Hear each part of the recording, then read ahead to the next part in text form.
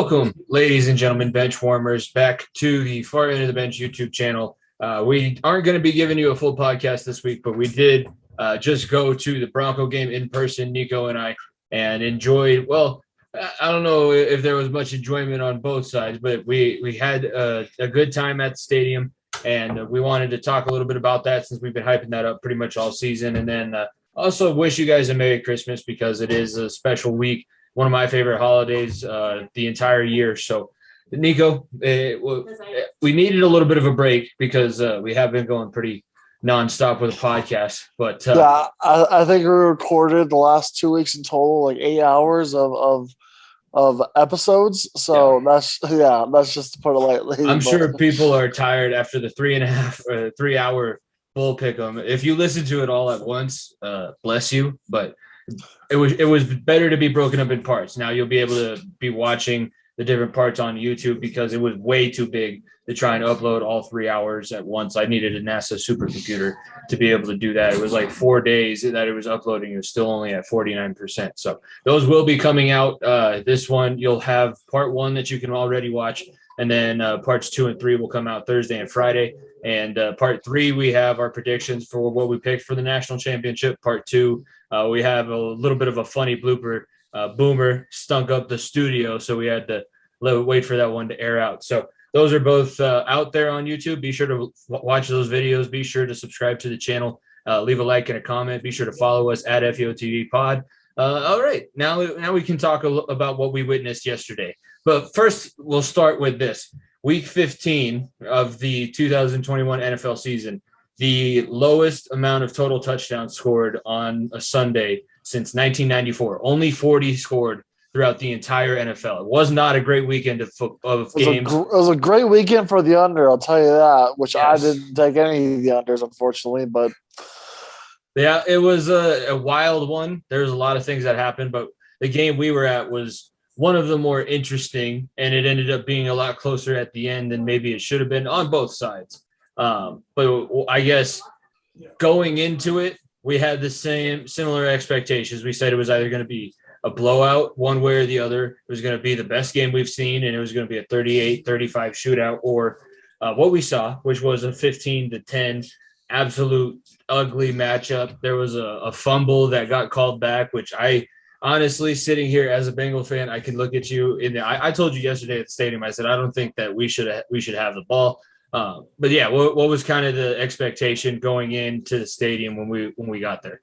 Well, my expectation was two teams that are looking for a playoff, fighting for the playoffs. Instead, I got two teams that really did not care for just going through the motions. That did not look like two teams that were either one game out or in position for the playoffs at all. And it's almost better that I guess the Broncos lost, because at this point now there's no reason in winning the next 3 games at all, and you can get still like in the top 15 draft pick. You might be able to snag a quarterback or trade up for one now, but it was just an absolute shit show, and I would not be surprised. Like look, Broncos aren't going to make the playoffs, and the Bengals' chances of the playoffs are still decent, but it's going to take a lot for the Bengals to take over the Chiefs in the first round, and especially that wild card position. Yeah, I talked to a couple of Broncos fans around the stadium yesterday. I talked to a couple of Bengals fans. I had some fun conversations. That's why I enjoy going to the games again. That's what's fun about going to the games, is you kind of get to intermingle with different people that you normally wouldn't. And the Broncos fan goes, "Are you guys going to win out after this?" I said, "Of course not. No, we look like garbage. If we came out and the offense looked decent," because remember, the Bengals came into Denver on a 2-game losing streak, then I could say, yes, we look like we might be trending towards the playoffs. Right now, we'd look like we're going to finish like 9-8 or 8-9 and miss out by 1 or 2 games and feel good about going into 2022. But I didn't see anything. I will say this is probably one of the best defenses you'll see the rest of the regular season, but it is the worst offense you will see the rest of the season too. So it's not like you were playing a bunch of scrubs out there. Surtain, who was all over the board guarding Boyd, Chase, I think he was on Jamar Chase for most of the game, but Tyler Boyd here and there too as well. I am so proud of the defense. You hold a team to 15 points at home You should be winning that football game. Let's keep it a buck. The fact that my team has completely negated every single weapon that you have on your team. You have a former Pro Bowler in Cortland Sutton. You have a guy who is one of the most underrated receivers and who hasn't dropped a football that has been catchable in 2 years. And then you have a guy who drafted in the first round and only three passes caught by those three guys. Yeah. It's ridiculous. I don't mind the running game. I love the running game. I think it's a great thing to it. But at some point, the other team realized, oh, these motherfuckers can't throw. Let's just pack the box with 11 because this is not like Jerry Judy's a threat. It's not like Cortland Sutton's going to beat us from the top like he used to. And maybe it's because the quarterback can't go throw it farther than the 7 yards, or maybe it's because the goddamn offense has been so goddamn stagnant. And it's a third-grade offense that it's just ridiculous. Both offenses were not good yesterday. The Bengals were they made like a couple more plays when they needed to and didn't have any turnovers, but both offenses were so predictable. Let's put it this way. You hold Joe Mixon to 50 yards rushing and Joe Burrow to 150 yards passing, and you still lose. I don't think Jamar Chase because the only catch Jamar Chase would have had that registered as a catch was the holding penalty down by the end zone. He had one catch for like 8 yards. But considering all everything else in factor, like they controlled the running game, like the Broncos controlled the running game, controlled the quote unquote number one guy that was thought to be the number one guy, Jamar Chase, at the beginning of the year. And you still lose a game where your offense can only puts up one touchdown based upon your talented receiver making a play on a ball. Yeah, well, let's start at the beginning of the game. So obviously opening up, neither offense doing much, a couple field goals back and forth. We looked at each other at the middle of the second quarter. It's like, are we going to sit through a 3-3 tie? That would be absolutely perfect for what we're trying to do, having an exciting game between our two teams. But the Evan McPherson did make history, has the longest now field goal made in Bengals history at 58 yards, which is a little bit sad at this point. That's kind of not as impressive, but good for him. Let's talk about that 2-minute drill because we were talking about it. Let's be honest. We are not very quiet people when it comes to being at the stadium and our teams are not looking good. And that 2-minute drill was the epitome of why this coaching staff should not be the coaching staff next season because that was just mishandled from the start. There was nothing good coming out of that. You have 2 minutes and 30 seconds to move the ball, and you use 2 minutes of it and only get 20 yards down the field. The Broncos had the ball, actually, I'll take that back, 30 yards down the field. The Broncos took over the ball at around the 30-yard line and ended up with the ball at the end of that drive at the opposing 40 and missed the field goal by McManus, which I won't blame him because that's very rarity that he does that. So I'm not going to put the blame on him for that. But first of all, you run the ball twice where the Bengals are like, oh, are they just going to let the clock run? Like you run the ball on first and second down right as you get the ball to start that 2-minute drive. Which, okay, you run it once, you get to the 2-minute one, I get. Second time, you're like, what the fuck are we doing? And then you run routes that are 4 yards little butt hooks that aren't even going out of bounds, where you have 3 timeouts. I get it. You should be able to throw down the middle of the field, but if you're going to throw a 5-yard dunk and dip, you might as well just tell the other team, hey, we're not trying to score a touchdown. It's not like we can try to get in this game and that we're going to have the ball at the start of the second half. We're not trying to score a touchdown. We're just trying to kick a field goal. So don't worry about your safeties. Don't worry about that. Just come up because it's the most predictable thing in the world. And you're sitting at the game at 6-3 with 2 minutes and 30 seconds left. And the Broncos, you got to think to yourself, if you're a Broncos fan, oh, worst case scenario, we get a field goal that's in decent range. You go into the half 6-6, you get the ball to start. Nope, you missed the field goal, which was a 58-yarder too, which is another 50-plus yarder, which should have been a lot closer. Should have tried to make it a little bit easier, and then you go down. Then you kick the field goal 9-3. You get the ball, you 3 and out like you usually do on the first drive of the game and the first drive out of halftime, and it's just another week, same story. I don't even know what it is really, because looking at the two, like when you look at the Broncos offense that was out there yesterday, you got Cortland Sutton, Jerry Jeudy, Noah Fant, Jamal Williams or Javonte Williams, all these guys. And the Bengals went out there. I told you we had one linebacker that had started a game in the NFL playing that day. 49 and 53 yesterday were both guys that were pulled up for the practice squad. And really, Noah Fant had one big play where I think that was probably the biggest play of the day for the Broncos. I think the most yardage that they gained. It was astounding how they just couldn't.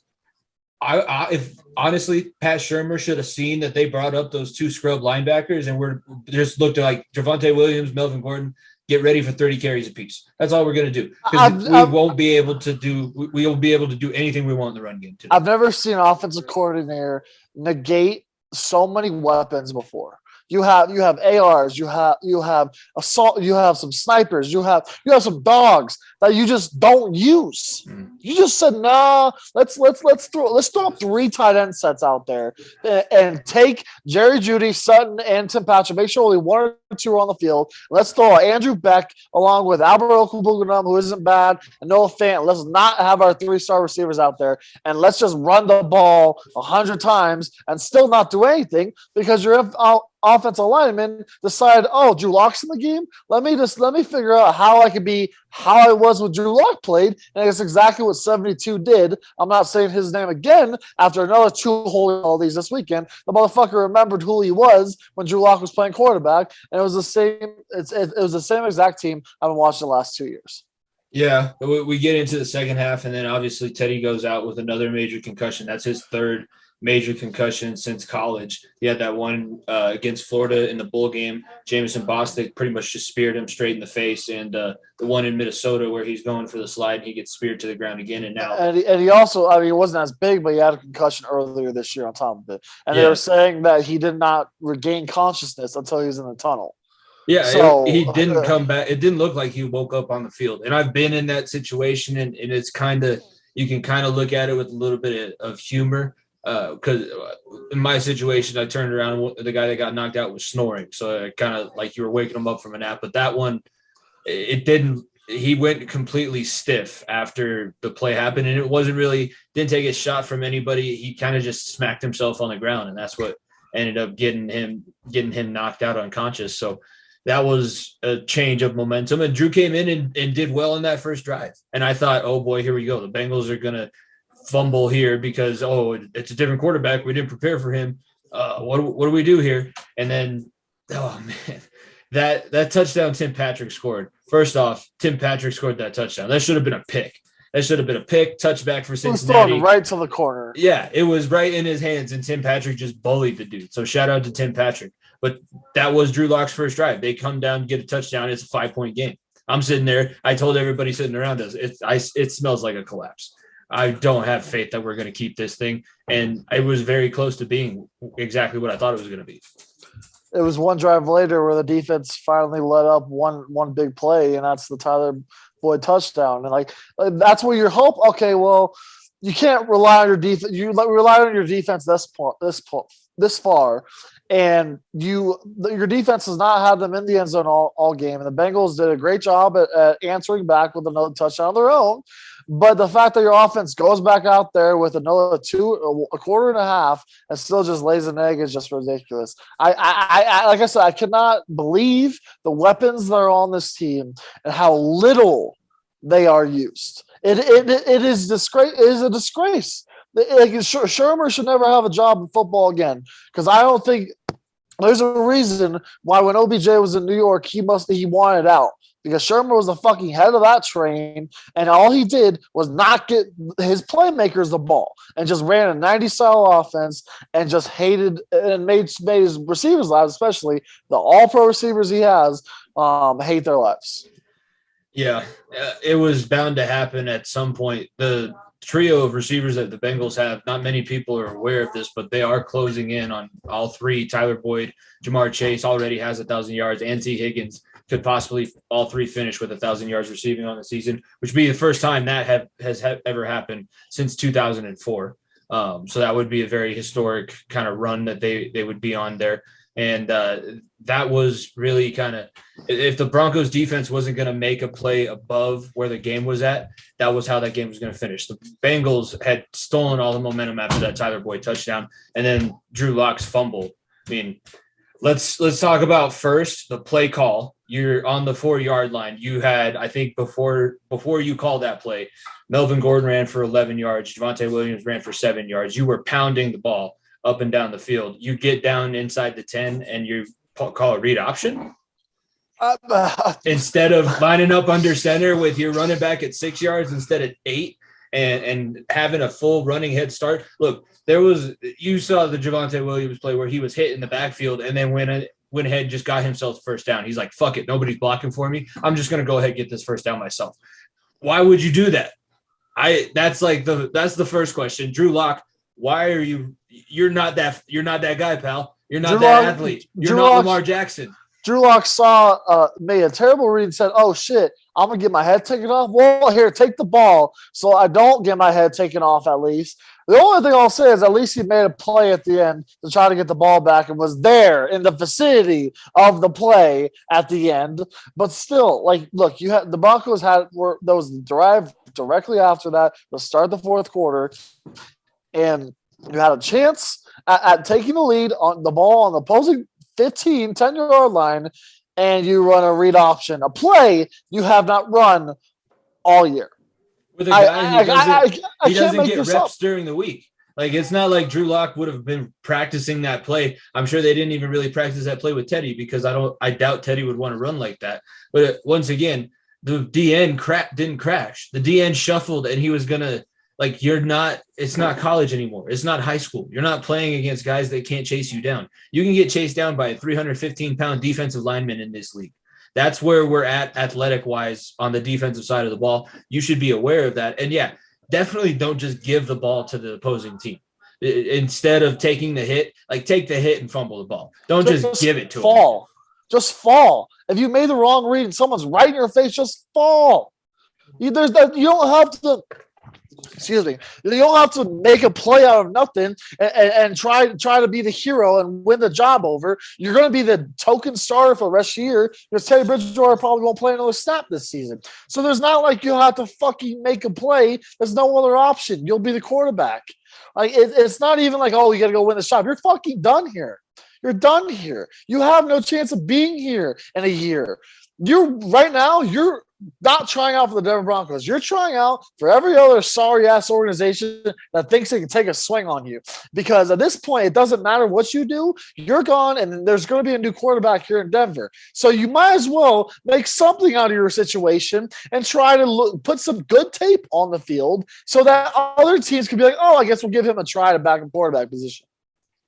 I don't know. I mean, listening to sports radio in Denver today and getting to hear his reaction and his explanation of that play, the one thing that sticks out to me and the one reason, if I was an NFL GM, it would be very obviously he's not going to be making much money on his second contract. He didn't play well enough to earn that, but I would be hesitant to take a shot at him because he's still not mature enough. He doesn't take responsibility for anything that he did because, he brought up kind of similar to the way Baker handles the media. Well, yeah, I fumbled and I made a bad read. It was probably not the right play call, but at least I was there and if I would have been able to sidestep the guy, if he crashed just a little bit harder and I sidestepped the guy and go into the end zone, then how would the media be taking it? And I'm like, dude, that's not, we're not even talking about that right now. We're not even talking about, we just asked you what you saw on that play. We're not talking about whether or not we're being mean to you. We're well past that point.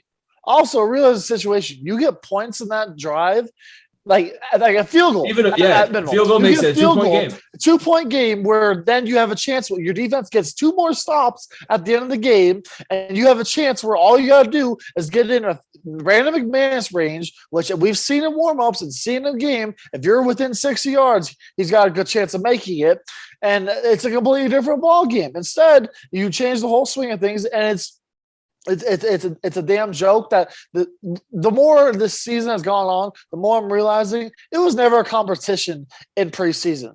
There was no competition. It was Teddy Bridgewater, 50 feet of crap, and Drew Lock. Drew Lock probably was listed as the third quarterback at some point because this wasn't even a competition because the guy straight up can't play football in a Denver Broncos uniform and tries to do too much when it's just all hell breaking loose.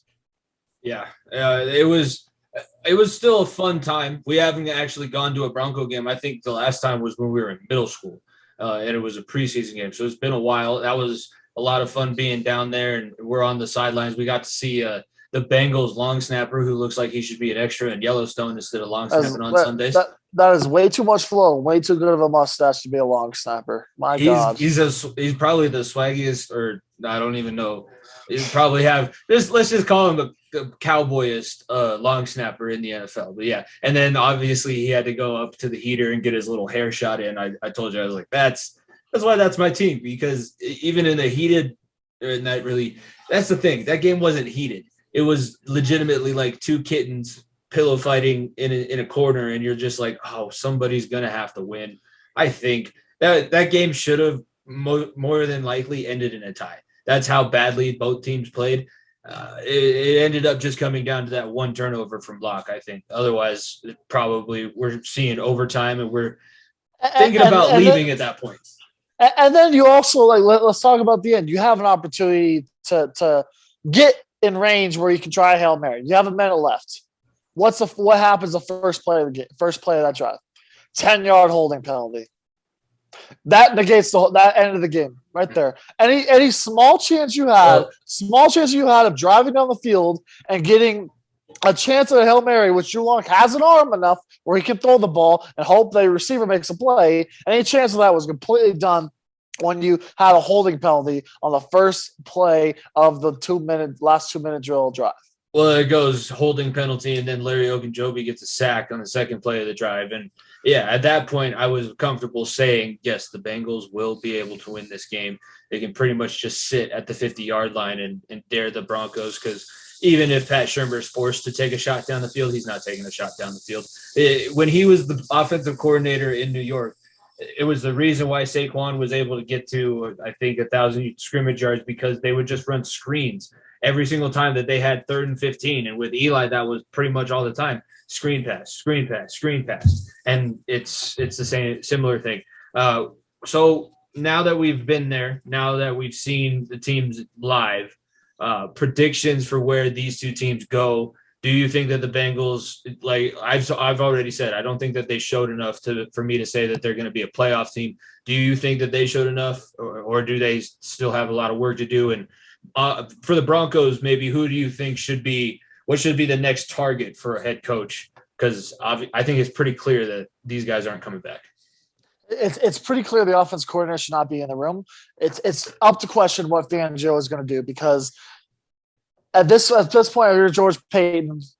Look, your defense has been the only backbone you have right now. But do you risk bringing in a big-time quarterback and having this head coaching staff? Probably not. So that's where you're at. If you draft a quarterback, then you probably stick with Fangio and bring a new offense coordinator in, because he's had success with his defense.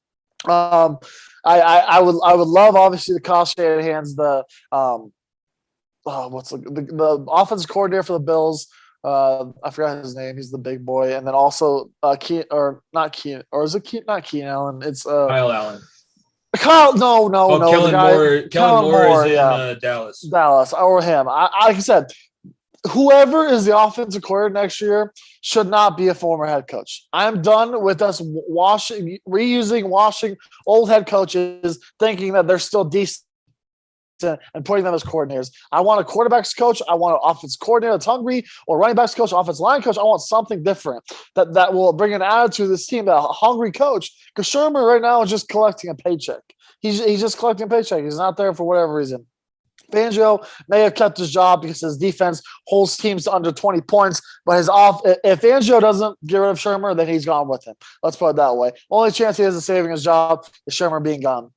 If not, then they're both gone. There's way too much talent on this team for that. I hope they lose the rest of the games, improve that draft stock. So you either draft Kenny Pickett, Matt Corral, or the Malik Willis of the world, or you use that draft pick for an Aaron Rodgers or Russell Wilson, because that's the only way you see it. For the Bengals side of things, look, you're going to luck out with the playoff spot because the Browns don't know what the fuck they're doing. Tyler Huntley may be the quarterback for the Ravens for the rest of the season. So right now, you're in the best position to win the division. It's crazy. It's crazy to think about. I know Steelers are still going to be knocking on the door because this is good old Steelers. But the Browns are don't know. Look, they just lost a heartbreaker on Monday night against the Raiders, who are still in the playoff hunt as well. And then you have the Ravens, who just lost a nail biter against the Packers. The Ravens are the team that would probably be the most worried just because you don't know when Lamar comes back, and that team is just so badly banged up. If they get halfway healthy, they're still the best team in that division. So that's where you're going to have to worry about. The Bengals, it's a 17 playoff, so I would expect them to make the playoffs. I think this is a must. I think the winner of this game was going to get in. I don't know. I don't know the legality of it, but it's all going to be dependent now on that.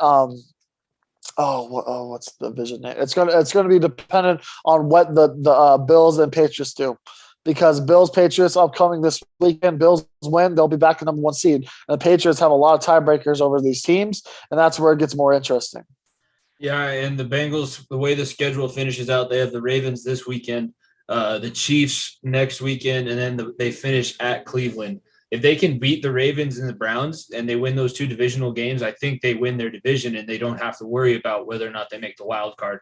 Winning, if you win all 3, I think you win the division. But if you at least take care of those 2 divisional matchups, you're in the playoffs, whether it's an AFC North championship or just the last wild card spot. That's like farther reaching than I ever would have picked this team. Coming into the season, I was like, yes, 4.5 wins is very low, but let's not go crazy here and say that the Bengals are going to be 11-6. It ain't going to happen that way. But here we're sitting right now, 8-6, and if they can play the way that they have at points of the season, because we talked about it, they have the most time spent leading a team by 20 and the most time spent trailing by 20. They can cut out that trailing by 20. They're a decent enough team that they can make life miserable for some of these other teams that you expect to be in the playoffs. That's where I think the Bengals are at right now. But it's going to take a much better performance than what we've seen in the past month from them. I think the Bengals right now, I think the best thing Bengals fans can wish for right now is to get in that one of those wild card spots and just play spoiler. Ruin somebody's season, ruin the Bills season, ruin the Patriots season, try to ruin one of those teams' season that is trying to overlook you, and then it's a successful season. Very similar if I'm just making comparisons to the Broncos when they played the Steelers and DT had that long touchdown pass. Broncos were barely won the division because everyone else in the division sucked. And you come out and beat the team with the second best record in football, just because the division they're in, they were the wild card team, the Steelers, and that's what you got to hope for if you're a Bengals fan, is to shock one of those teams, maybe have a Jaguars type run, like a few years back, or a Titans type run a few years back as well, because look.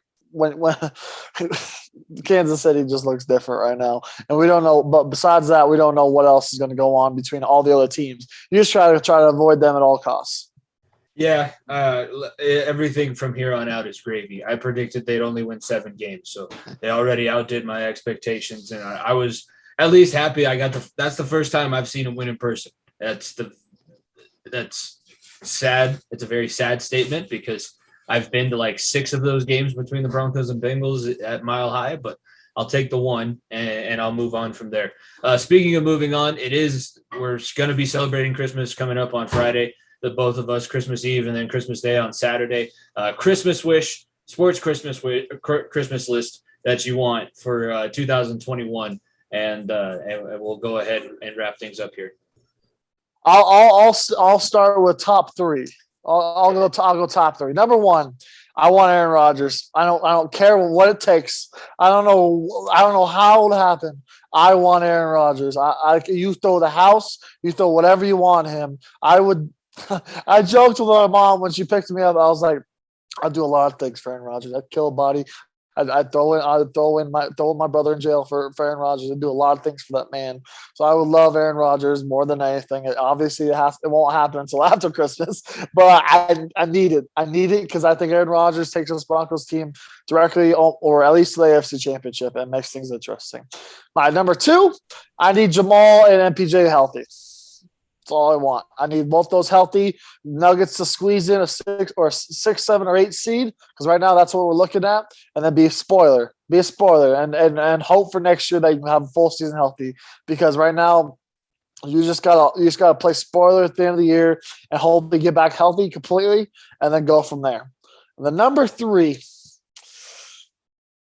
Oh man. Okay, I'll go a wild one. I want Carey Price on the Avs. I think Canadians are in a full rebuild, and I think Carey Price realizes that too, and he wants a chance at a cup. Yes, it's going to cost some money.